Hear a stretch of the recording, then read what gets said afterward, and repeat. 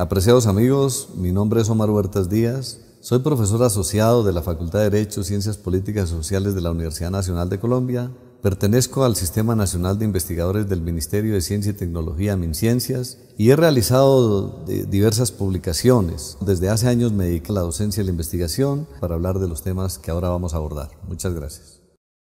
¿Qué tal a todos? Nos encontramos hoy reunidos con el gusto de saludar al profesor Omar Huertas Díaz, profesor de la Universidad Nacional de Colombia, sede Bogotá.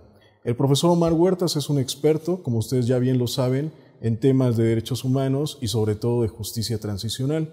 En ese sentido, profesor Omar Huertas, pues nos gustaría preguntarle pues los temas relativos a la justicia transicional, porque con la llegada al poder del presidente López Obrador en México, en el Plan Nacional de Desarrollo, se establece en el apartado de justicia que se implementarán modelos de justicia transicional.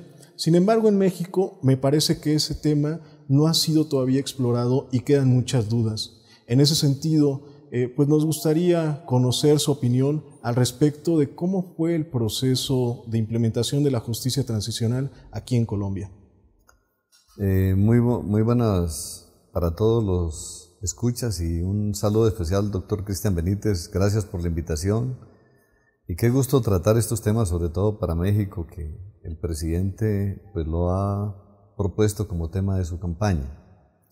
Debo comentarle que la justicia transicional para el caso de Colombia, que es lo que ahora nos ocupa, tiene unas implicaciones profundas en todos los niveles. La justicia transicional obedeció a que Colombia pues ha tenido un conflicto armado desde hace mucho tiempo, desde los años 48. Algunos dicen que desde la misma fundación de la República, pero digamos ha sido un conflicto armado interno de carácter irregular. Y eso nos ha hecho posible, digamos, un reconocimiento internacional de que Colombia es una de las democracias que su conflicto armado no ha sido superado precisamente por varios factores. Uno, por el factor de control del territorio, el Estado no ha sido capaz de controlar el territorio. Dos, la participación política. Quienes optaron por la vía armada se sintieron excluidos precisamente porque las clases tradicionales no permitieron esa participación. Y tercero, por un problema de distribución de la riqueza, una desproporción en toda la población, de que unos tienen exageradamente mucho y otros tienen poco. Ese conflicto armado no se pudo resolver, a pesar de que durante muchos gobiernos se trató de hacer procesos de reconciliación, los cuales llevaron inclusive a generar amnistías, indultos de muy buenas condiciones y favorables, digamos, a los grupos armados, entre esos el M-19, EPL y Quintín Lame, que hoy inclusive algunos de ellos se encuentran en el Senado de la República desde el año 91. Ese conflicto armado, el presidente Santos quiso jugársela todo para darle un fin y negoció precisamente con una de las guerrillas, dicen que más antiguas del mundo, que eran las Fuerzas Armadas Revolucionarias de Colombia, FARC-EP, y digamos que se comenzó un diálogo muy importante en La Habana desde el año 2013, a finales del año 2013, y que culminó en el año 2016 precisamente con los famosos acuerdos de La Habana, que en principio se creían que iban a darle un aporte significativo a la paz en Colombia. En esos acuerdos de La Habana se creó la llamada Jurisdicción Especial para la Paz, o denominada JEP, que es precisamente la que hoy nos motiva este diálogo que tenemos Colombia-México para hablar de la justicia transicional. Muchísimas gracias, doctor. En ese sentido, pues fueron alrededor de 3 o 4 años de diálogos. Al respecto de estos diálogos que nos comenta, ¿hubo tensiones entre los grupos que se encontraban negociando? Sí, claro, las negociaciones en La Habana no fueron pacíficas. Hubo precisamente acuerdos para precisamente dejar de combatir en las montañas de Colombia entre el ejército y las fuerzas de la guerrilla. Hubo distensiones de tipo político, pero digamos, algo que hay que rescatar de esos diálogos fue que las partes desde el comienzo acordaron que se sentarían hasta que todo estuviera acordado. Y el doctor Humberto de la Calle, que fue uno de los líderes de ese proceso, decía precisamente una frase famosa que, si mal no recuerdo, correspondía a que nada está acordado hasta que todo esté acordado. Y eso hizo posible que el gobierno y la guerrilla se mantuvieran en esa negociación hasta la firma final del acuerdo, que eso realmente hay que rescatarlo, fue una buena cosa porque permitió precisamente que los actores no se levantaran. Cosas que a propósito de esto debe saber mi querido doctor Cristian, es que en Colombia, desde la Constitución, desde la misma fundación de la República, nosotros hemos tenido una distinción entre delitos políticos y delitos comunes. Y eso es muy importante tenerlo en cuenta porque la Jurisdicción Especial para la Paz se estableció precisamente para eso. Por eso se pudo negociar con la guerrilla, porque se entiende que son delincuentes políticos, actores políticos armados. No es delincuencia común, que de pronto aquí sería bueno que habláramos al respecto para México, porque yo entiendo que en México, salvo el caso de Chiapas, que me parece que se acerca más a la problemática colombiana, en los demás escenarios la violencia generalizada de México corresponde a la delincuencia común. Y tú sabes que por tratados internacionales, con la delincuencia común o con los terroristas, lo correcto es no negociar políticamente, sino más bien habría un sometimiento a la justicia, como lo hubo en Colombia con los paramilitares en el año que el presidente Uribe se encontraba en el poder y que llegó a la ley 975, muy conocida por todos como Ley de Justicia y Paz. Esa distinción entonces hizo posible que en el concepto de delito político, quienes se han levantado en armas contra el Estado han podido negociar siempre como actores políticos en condiciones de igualdad, a pesar de que el Estado representa, digamos, la legitimidad política. Sin embargo, la guerrilla, cuando se acerca en ese proceso, ha podido hacerlo en términos de tú a tú. Y eso le ha permitido dos cosas. Una, tener un estatus de reconocimiento político, y dos, acceder a beneficios en la justicia. Tradicionalmente se les daba amnistía e indulto dependiendo de la situación. Amnistía si el proceso estaba en trámite y no había llegado a una condena. Indulto si ya la persona estaba condenada en la cárcel, entonces automáticamente salía. Y el tercer aspecto que es bueno recordar es que para este tipo de actores, esta justicia transicional permite precisamente que tengan unas consecuencias benignas, que son participar en política. Por esa razón, hay parlamentarios de las FARC en este momento que tienen unos beneficios y pueden estar allí, porque de lo contrario, si fuera delincuencia común, no podrían estar en los órganos de representación del cuerpo legislativo, que en Colombia es el Congreso de la República. Quiere decir ello que la delincuencia común no podría tener justicia transicional en Colombia. Habría una justicia de sometimiento bajo unas condiciones, como se les ha dado, benignas, seguramente de rebaja de penas, de beneficios de excarcelación, de beneficios de pagar las penas en su casa, pero tendrían la restricción de no poder participar en política. Perfecto, doctor. Pues atendiendo a estos planteamientos, sí me surge una duda. En el caso de México, que en realidad parecía que no hay una guerrilla, no hay unos grupos armados que en realidad busquen o exijan una participación política, sino en realidad el problema que estamos viviendo en este momento es sobre todo el de la criminalidad, ¿no? El problema de la inseguridad, del narcotráfico. En este contexto de narcotráfico, entonces, que no persigue un fin político, sino en realidad el comercio de las drogas, un gran negocio, ¿tendría lugar la justicia transicional en México, entonces, atendiendo estas características, que no es una guerrilla, sino son grupos al margen de la ley, pero que no tienen una intención política? Yo creo que, digamos, las intenciones del presidente Andrés Manuel López Obrador son excelentes, y él habla de modalidades de justicia transicional como tú lo señalaste al comenzar este diálogo. Me parece que ahí hay un punto de distinción y yo supongo que los asesores de él tienen claridad en eso. ¿Y por qué lo digo? Porque en el caso de Colombia, la justicia transicional opera es porque los actores armados se entiende que políticamente están disconformes con quienes están en el poder y los han combatido y son contradictores del sistema. En el caso de México, las bandas criminales organizadas o la criminalidad organizada no están combatiendo al gobierno mexicano, es más, quieren a su gobierno mexicano, que eso hay que rescatarlo. Quieren a su gobierno mexicano, lo único es que viven a través del narcotráfico, del homicidio, de la diversa delincuencia, pero en últimas están satisfechos con su gobierno, no lo combaten. Entonces, como no lo combaten, se le quita el carácter de político precisamente a esa condición porque es delincuencia común. ¿Qué quiero decir con esto? Que al establecer esa diferencia, quiere decir que la modalidad colombiana que se ha implementado no es transferible al escenario mexicano. Me parece que no, porque en el caso de la delincuencia general se le debe dar un tratamiento diferente y ahí es donde yo resalto mucho lo de modalidades de justicia transicional del presidente AMLO.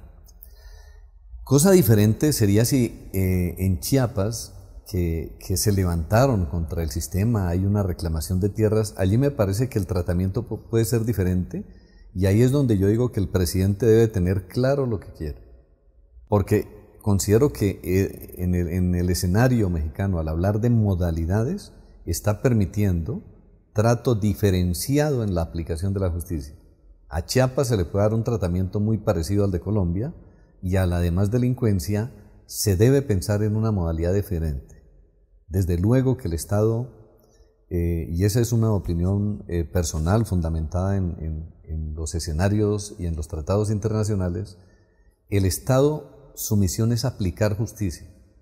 Entonces, si la misión es aplicar justicia, no nos interesa cómo lo haga.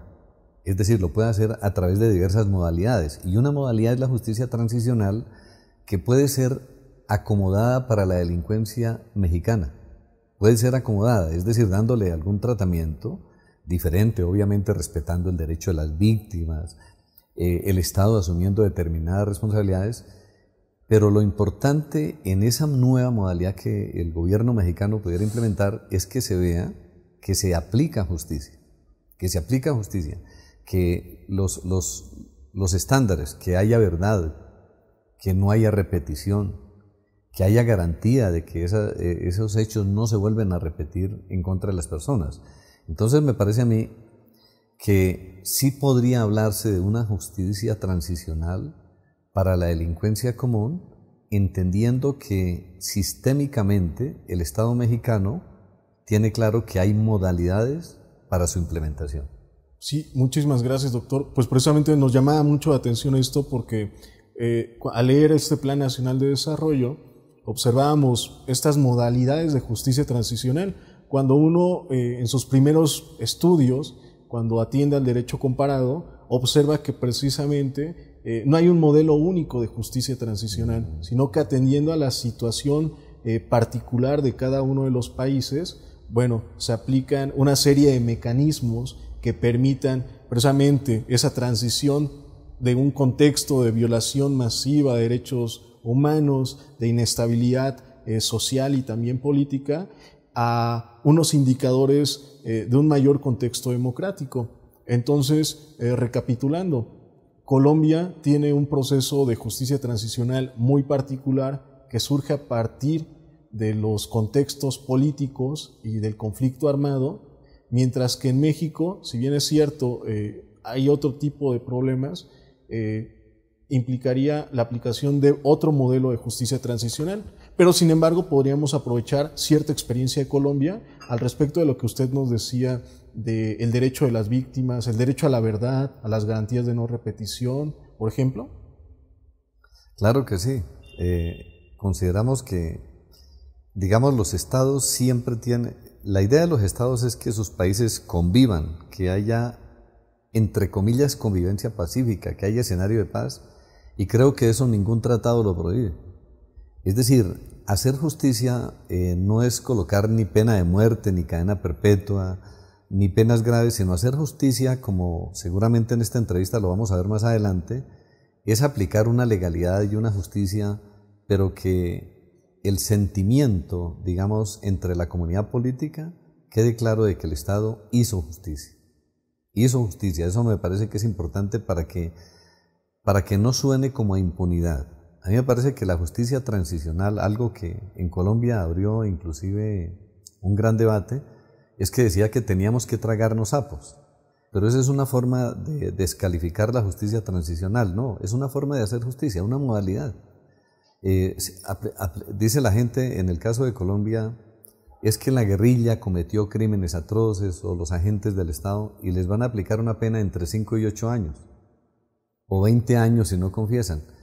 Eso parece jocosamente que no se hiciera justicia, pero es que nadie está obligado a imponer penas de 100 años, ni penas de cadena perpetua, ni pena de muerte, sino puede ser un día de prisión, pero si la gente dijo la verdad, si se hizo justicia, ese es el sentimiento que hay que defender. Los estados no están obligados por ningún tratado a imponer penas difamantes o en contra de la dignidad humana.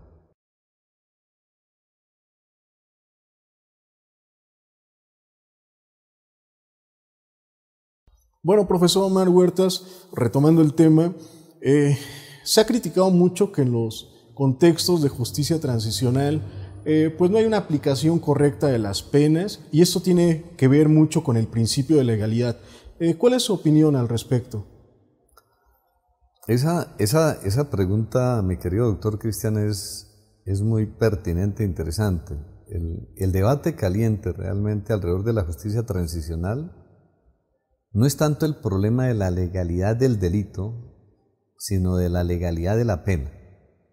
Y eso tiene unas claras consecuencias de todo orden. ¿Por qué razón? Porque la legalidad de la pena en justicia transicional es totalmente diferente a la que se tiene en un código penal. La del código penal, por excelencia, es de orden retributivo, es decir, la persona comete un delito y allí hay unos señalamientos de qué pena hay. Y las penas, en el caso colombiano, las penas de prisión se establecen desde los delitos más graves hasta los delitos más pequeños. A modo de ejemplo, el genocidio tiene una pena alta, el homicidio una pena más pequeña, las lesiones personales, el hurto, y se va degradando la pena. En el caso de la justicia transicional, el problema es que la pena tiene un efecto restaurativo, no es de vindicativo, es sencillamente reconocer que se está haciendo justicia. Y la justicia se hace aplicando una pena, es decir, que se sepa que la persona efectivamente pues cometió un delito, que lo reconoce, que lo confiesa, que le dice a las víctimas qué fue lo que pasó, les permite la participación, pero la pena, hay algunos autores que son autoridad en la materia y hablan de un efecto simbólico de la pena. Y eso a mí me gusta, digamos, para la justicia transicional. Yo quisiera que en la pena, inclusive, que los abogados no se metieran, porque la pena restaurativa es más para sociólogos, trabajadores sociales, que comprendan un lenguaje diverso, que se trata más bien de restaurar el derecho, de restaurar el tejido social, pero los abogados somos muy dados es que las penas deben ser duras, que deben ser crueles, que deben corresponder a unos valores como si fueran proporcionales aritméticamente al delito cometido. En el caso de la justicia transicional, no, eso es algo que debemos tener en cuenta todos los ciudadanos, que se trata simplemente de reconocer, de que sepamos quién asesinó a nuestras víctimas, por ejemplo. Que si fue un movimiento X lo diga, dónde está su cadáver, que aparezca, que nos cuenten los motivos al menos para que las víctimas quedemos satisfechas. Pero las víctimas también tienen que jugar un rol que es entender que esa verdad no se supiera si no hubo negociación. Si no hay un proceso de paz, si no hay un entendimiento entre el gobierno y los actores armados, esa verdad nunca se iba a saber. Y aquí hay que hacer una cápita. En el caso colombiano, podemos decir que desde que inició el llamado conflicto armado, que algunos lo señalan hacia el año 1948 del siglo pasado, específicamente el Estado jamás podría llegar a establecer la verdad en la justicia. La justicia nuestra no tiene esa capacidad de llegar a establecer la verdad para saber quiénes fueron los responsables de los crímenes que se hayan cometido en desarrollo del conflicto armado. Tan es así que tuvieron que sentarse a negociar porque ni pudieron aplicar justicia al Estado, ni pudo administrar el territorio del Estado, ni pudo militarmente vencer a los actores armados. De hecho, tenemos un actor armado que es el Ejército de Liberación Nacional en la actualidad, al cual el Estado ahí sigue combatiendo, pero no ha sido capaz de someterlo, ni de llegar a su territorio, ni siquiera de juzgarlo, porque los actores se saben hasta dónde están y no los puede juzgar. Tiene garantías. Seguramente habrá familiares de víctimas que inclusive en el proceso de búsqueda de la justicia jamás la han encontrado, ¿no? O sea, la justicia ordinaria. Claro. Sin embargo, en el contexto de la justicia transicional, las víctimas, los familiares, pueden obtener una justicia de manera distinta como la concebimos, tan formal, tan rígida, ¿no? Porque platicando inclusive con víctimas, me decía una mujer, yo quisiera saber dónde están los huesos de mi hijo, yo quisiera saber dónde están los huesos, los restos de mi esposo, para tener que llorar, y con eso yo me daría por satisfecha. Es en ese contexto que nos platica doctor Omar Huertas, una justicia distinta pensada en las víctimas y no pensada en las simples letras, en la frialdad de una ley. Mejor no lo ha podido expresar doctor Benítez. Esa es la idea de la justicia transicional. No es que las víctimas ahora quieran, porque ya saben quiénes fueron los victimarios, entonces quieran vengarse y que las penas más atroces y que todo les parece poco. No, tampoco. Es sencillamente porque eso también apacigua el dolor de las víctimas. El hecho de saber uno, por lo menos, por ejemplo, dónde está su pariente, por qué lo asesinaron. No es lo mejor que le diga a un actor armado eso, pero sin embargo, los seres humanos somos muy simbólicos y eso el corazón nos tranquiliza. Entonces, eso es algo muy importante que hay que tenerlo en cuenta. Y un fenómeno también que va unido a eso es que esta jurisdicción especial para la paz o la justicia transicional no pretende sustituir a la justicia ordinaria. Eso es algo que hay que tenerlo claro desde el punto de vista de la legalidad. La justicia transicional no es justicia ordinaria, porque la justicia ordinaria, tú comprenderás que su deber es investigar todos los delitos. En el caso de la justicia, tiene que seleccionar los casos, tiene que priorizar algunos casos que sean modelo para reconocer que los actores armados cometieron delitos, pero no todos los delitos. Eso sería imposible e inclusive sería hasta grave porque puede llevar a incentivar nuevamente el conflicto armado. Los actores armados, pensemos todos los ciudadanos, ¿qué sentido tiene que yo me entregue a una justicia cuando tengo poder de las armas, entregarme para que me sometan a la justicia ordinaria? Eso no tendría sentido. Si yo me entrego, si yo negocio, lo que se trata fundamentalmente es de que me traten benignamente desde el lado de la pena. ¿A condición de qué? De que yo confiese, de que manifieste cómo cometí los delitos, colabore con la justicia para que las víctimas también pues, puedan tener acceso a eso que se llama justicia. Justicia no es, como lo reitero siempre, no es lograr aplicar las máximas penas, sino así sea un día que se le aplique a una persona. Yo recordaba que en una de las sentencias, sobre todo de la justicia y paz, que fue la justicia que se aplicó para los paramilitares, que era delincuencia común, algunos magistrados le colocaron a los actores paramilitares penas simbólicas. Penas simbólicas, ¿qué puede ser? Construir un monumento en homenaje a las víctimas en su pueblo. Ir uno públicamente el día de mercado en un pueblo donde están todos los ciudadanos, donde cometió una masacre, y pedirle perdón a la gente. Eso es una forma de hacer justicia. Eso no es muy... la gente a veces cree que para una persona que ha cometido un delito ir y pedir perdón públicamente, que eso no tiene implicaciones. No, eso se necesita valor para hacerlo. Si el Estado pide perdón, al Estado le dicen que pida perdón públicamente y se le reconoce. La Corte Interamericana lo ha dicho, pues a un ciudadano común y corriente, ¿por qué no se le puede permitir?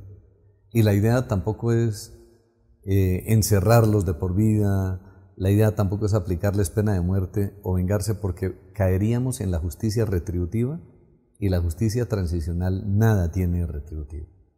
Esa es una condición.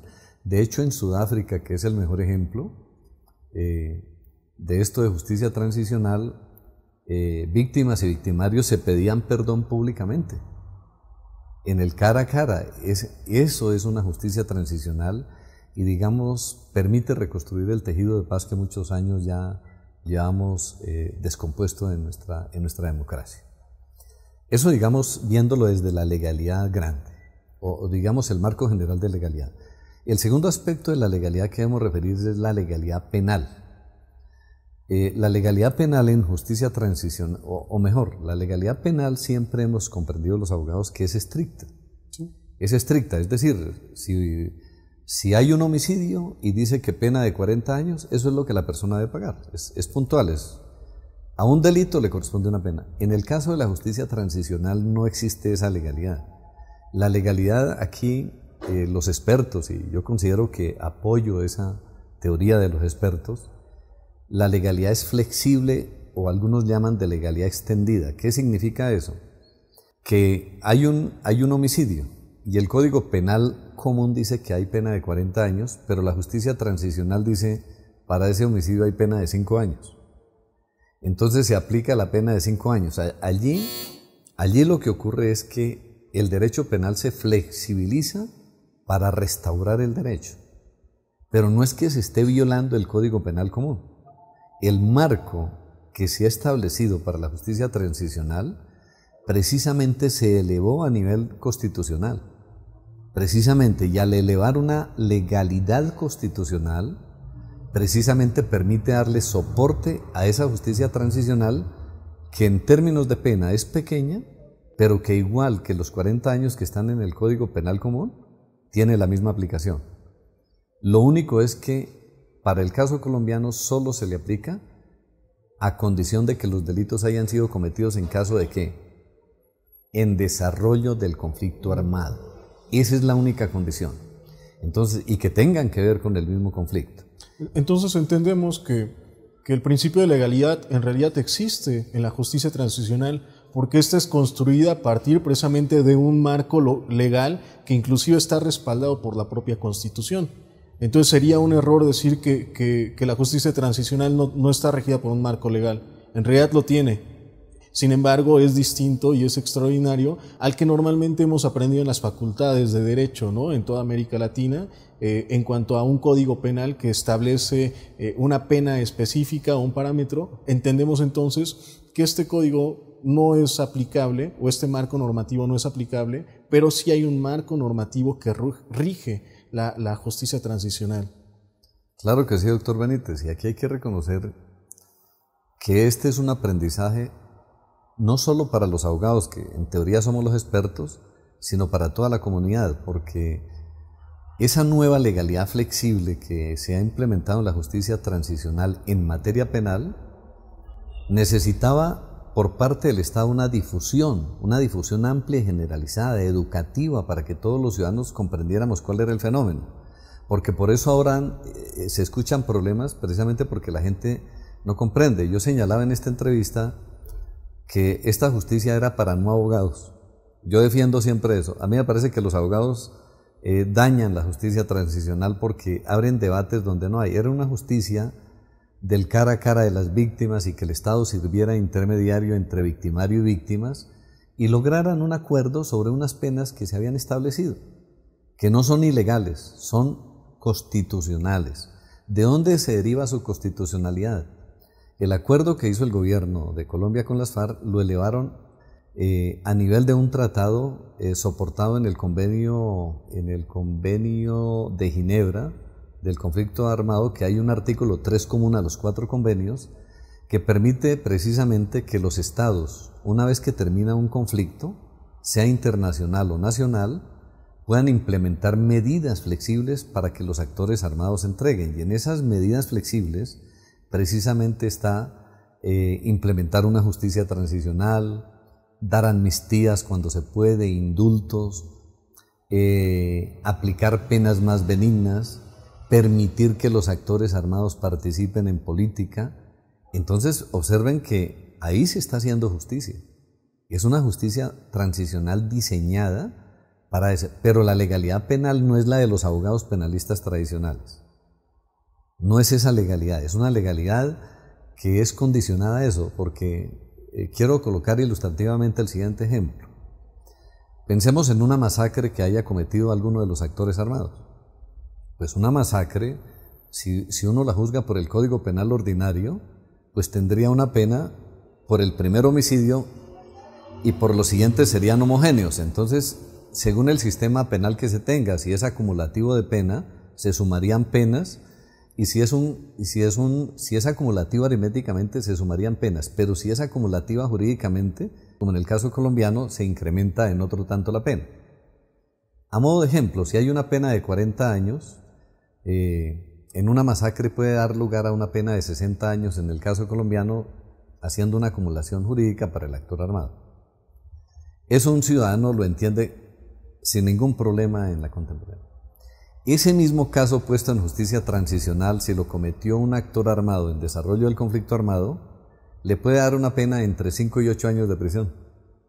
Entonces, mi querido doctor Benítez, explíquele eso a un ciudadano común y corriente.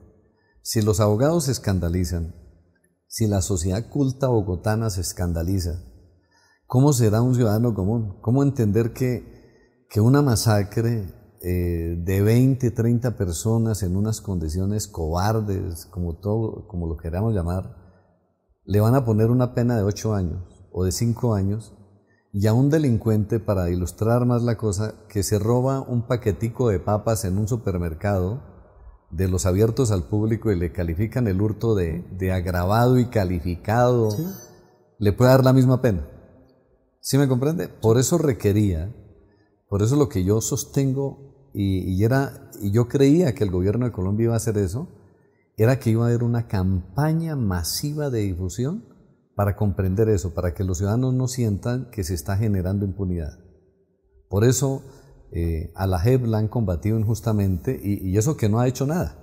En este momento que le estoy hablando, en plena pandemia, mi querido amigo, no ha hecho nada. Quiero decir, es que todavía no ha aplicado las penas. Sí. Pero cuando empiecen a salir las penas, los escándalos van a ser mayores y van a creer que es por culpa de la JEP.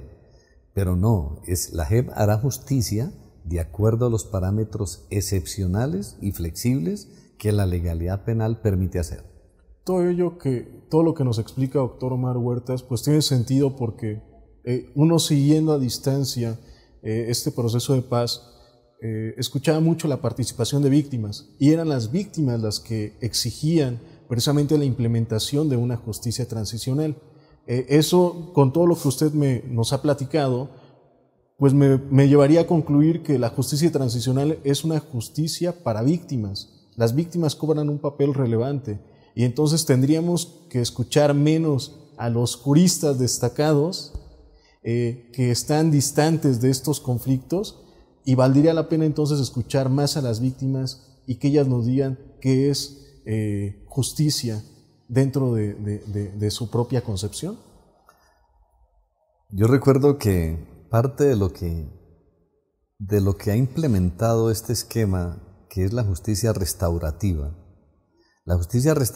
precisamente lo que busca es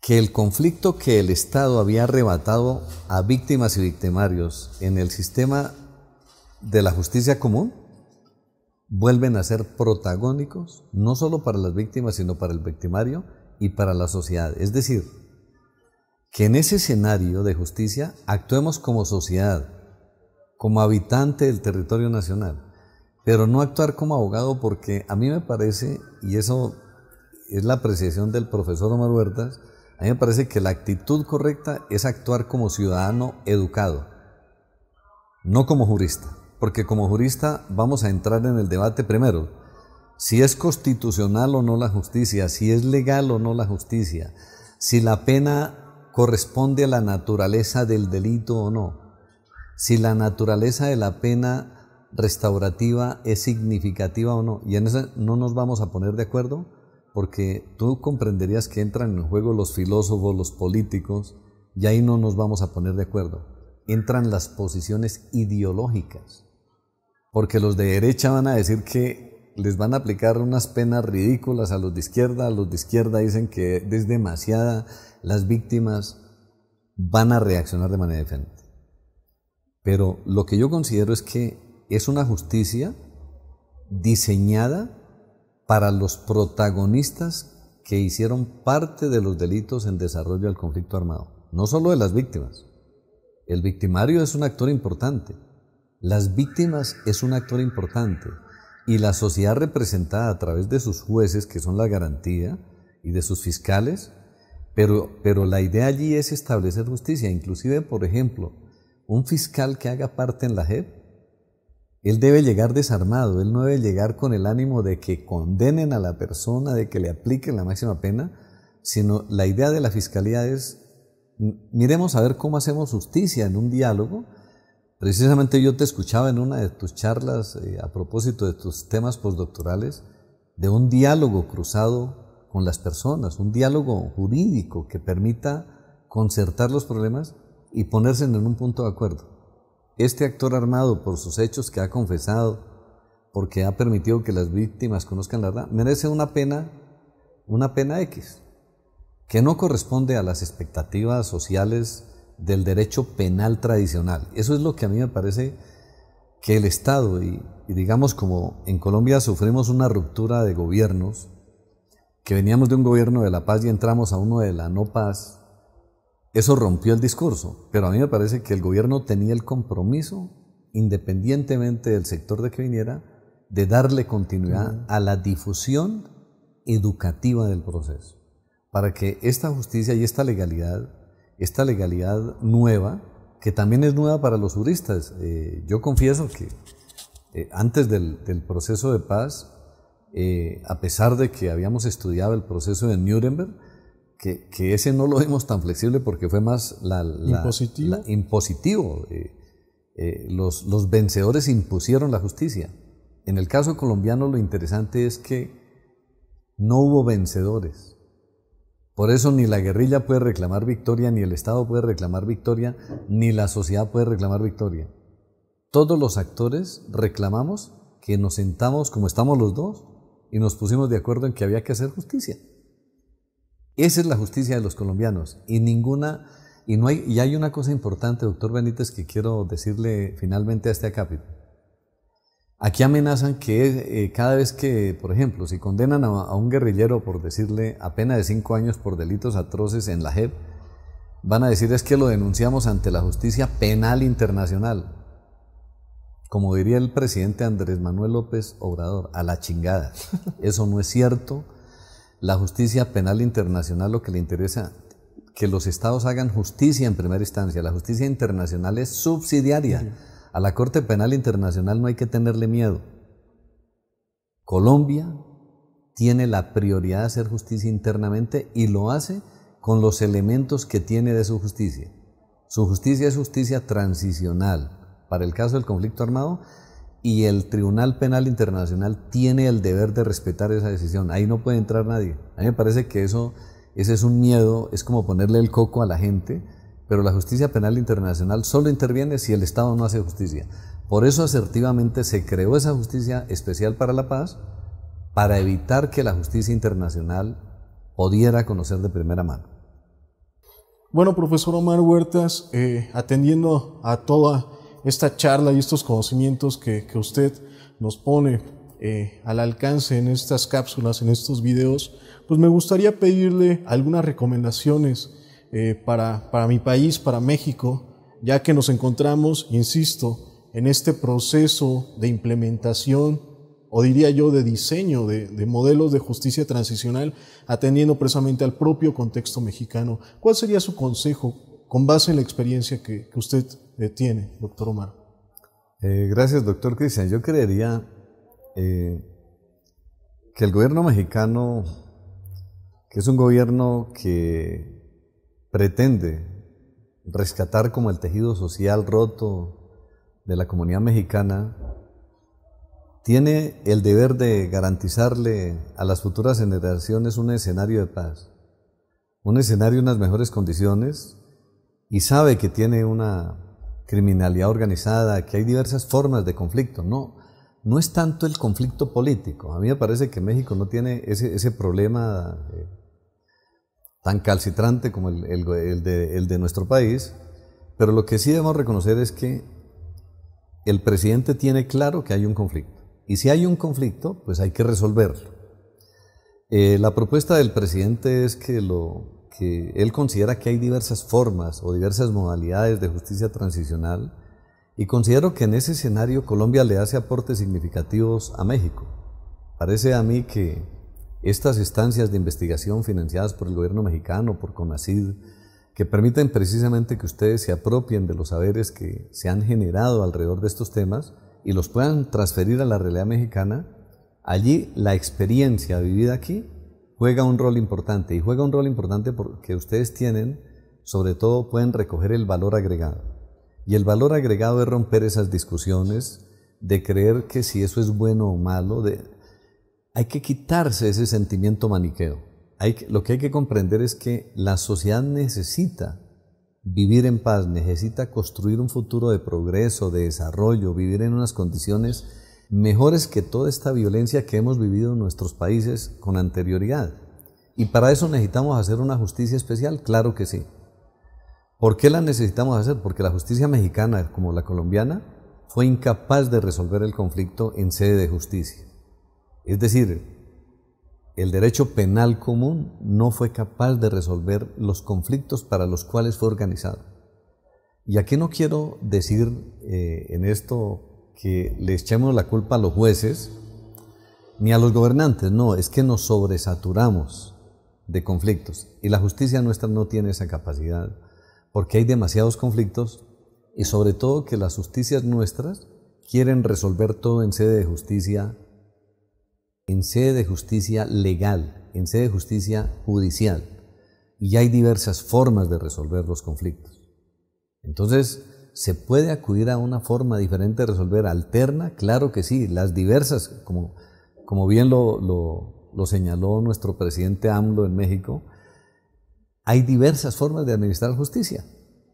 Entonces, para México, el deber de ustedes, los juristas mexicanos, y lo que podamos hacer desde el horizonte de otras latitudes, es cómo construimos una justicia para esa criminalidad organizada, sin desconocer que también hay una, llamémosla incipiente criminalidad política, y dar una respuesta sistémica a toda la problemática de violencia. Allí juega un rol importante las diversas experiencias.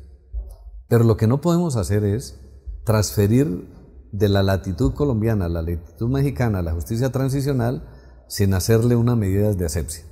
Las medidas de asepsia es quitarle lo político, quitarle esas discusiones bizantinas que todavía las tenemos en el horizonte colombiano, y pensar que el derecho a la paz es el más importante porque inclusive más importante que la dignidad humana. Sin derecho a la paz no hay dignidad humana, no hay vida, no se garantizan los demás derechos. Entonces, si tenemos un derecho a la paz garantizado mediante una justicia transicional que va a ser definida por un tiempo, en el caso mexicano yo pienso que el tiempo también tiene que ser bien pensado, porque no puede pensarse que en 1 año, 2 años hagan justicia transicional. El Estado mexicano tiene unos 140 millones de habitantes aproximadamente, nosotros tenemos la tercera parte, quiere decir que debe ser una justicia pensada a lo mexicano, en un tiempo razonable que permita que todos los actores armados puedan hacer justicia, que puedan confesar los crímenes que han cometido, que el Estado también asuma parte de su responsabilidad. Y una cosa muy importante que hay que tener en cuenta en ese escenario es tener en cuenta que los victimarios no son bestias salvajes, que no son personas que hayan cometido los delitos porque se les ocurrió un buen día. Hay que entender que ellos son seres humanos, eso también es importante resaltarlo, que como seres humanos, seguramente desde niños, el Estado, la sociedad, la familia los descuidó y no tuvieron otra forma de vida. los seres humanos no acudimos a volvernos criminales porque sí. Eso obedece. Yo no soy muy de las causas del crimen, pero allí hay unas causas de tipo social que todavía persisten en las sociedades. La miseria, la pobreza, la falta de condiciones, el acceso a la educación, a la salud, solo para mencionar unos temas en los cuales la mayor parte de los ciudadanos en México y en Colombia no los tenemos. Entonces, si nosotros como sociedad garantizamos esos derechos, seguramente nuestra sociedad va a permitir eso. Y eso va a hacer comprender a las víctimas que las víctimas tampoco, porque las víctimas en últimas no es que hayan sido propiamente seleccionadas, a las víctimas les tocó ser víctimas porque precisamente en los escenarios espaciales donde se encontraban les tocó soportar la mayor carga, pero también los demás mexicanos y colombianos también somos víctimas, porque el hecho de que se haya generalizado esa violencia no permitió que nosotros disfrutáramos. Por ejemplo, la generación mía no pudo vivir en un país en paz. Eso, yo me considero víctima del conflicto armado. Yo no pude vivir en paz. Me tocó siempre vivir hablando del conflicto armado desde que recibí formación en la educación y en la universidad. Quiere decir que yo no viví mi vida como la vive un europeo después de la posguerra, que tuvieron claridad que viven en una sociedad en paz. Eso le hace falta a nuestros países. No tenemos claridad. Entonces allí, digamos que los que estamos educados, pero el Estado tiene que fortalecer la vía educativa. A mí me parece que el Estado ahí falló inmensamente. Yo sigo jugándome la educación porque si capacitamos a la gente para que comprenda que a través de mecanismos diferentes se pueden resolver los conflictos, de que esa es una manera de hacer justicia. No es llevar a las personas a la cárcel. Inclusive este conflicto armado se hubiera podido resolver sin llevar a personas a la cárcel, perfectamente. Y de hecho creo que ninguno va a ir. La mayoría no van a ir porque quienes vayan a la justicia tienen unos beneficios, pero su condena les queda, solo que la consecuencia es que pueden participar a política. Y en el caso mexicano hay una cosa que sí sería un debate interesante, que yo lo dejo más con la posibilidad abierta, es que aquellos actores de la criminalidad organizada que confiesan sus delitos, se someten al gobierno mexicano, a la justicia, ¿cómo les van a permitir hacia el futuro su participación en política? Ese sí es un tema, pero que habrá que resolverlo a la mexicana. Pienso yo que no está prohibido en ningún estatuto internacional. Pienso que sería una cuestión de que el gobierno mexicano convenza a su ciudadanía, a los estamentos que administran la justicia, el legislativo y el ejecutivo, que convenza cómo darle participación política futura a la gente o no dársela. Esa sí es una cosa que tienen que debatirla. En lo demás yo pienso, mi querido doctor Cristian, que este diálogo ha sido muy interesante y seguramente tendremos una nueva oportunidad. Gracias, doctor.